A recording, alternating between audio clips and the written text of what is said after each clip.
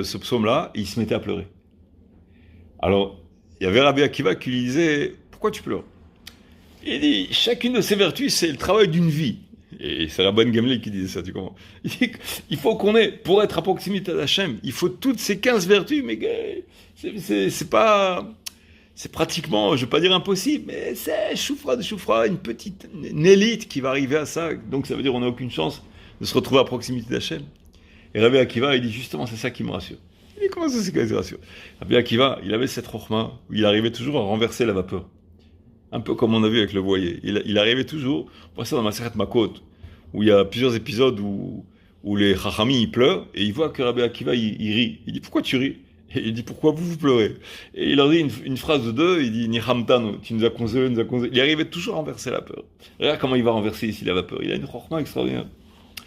Il disait, dans notre paracha, c'est écrit d'abord dans Shemini, avant, quand il y a l'énumération des animaux qui sont impurs.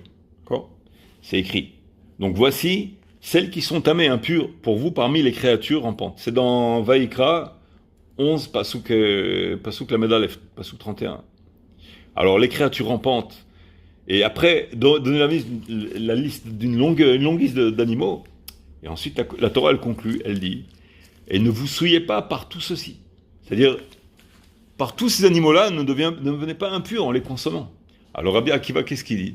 Il dit, la façon dont c'est annoncé, c'est rédigé, ça a l'air d'impliquer quoi? Que si tu manges tous ces animaux-là, à ce moment-là, tu deviens impur. C'est-à-dire, ne vous souillez pas par tous ces animaux-là.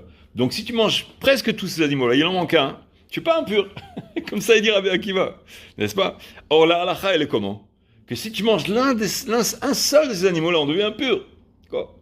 Et Rabbi Akiva, il dit, et on connaît ce principe, c'est une autre explication pour dire pourquoi, que le principe du bien, il est au moins 500 fois plus fort que le principe du mal, d'être de la dureté, de condamner, etc. Il y a un principe comme ça. Il faudrait expliquer ça ailleurs.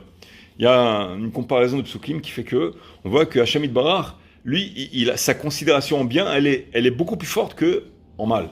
D'accord? Donc tu vois que si la Torah elle annonce que ça a l'air d'impliquer que seulement si on mange tous ces animaux-là, on sera impur. Or, la halakha, elle est que même si on en mange un seul, on devient impur. Ça, c'est du mauvais côté, pour s'impurifier, n'est-ce pas? Donc il dit, comme le principe du bien, il est au moins 500 fois plus fort que du principe du mal. Donc si on a une seule de ces 15 vertus-là, Hachem, il va nous faire mériter comme si on avait toutes les 15 en même temps. Ah, bonne game, le dit, ni hamtani, qui va, tu m'as consolé. C'est-à-dire, prends une seule.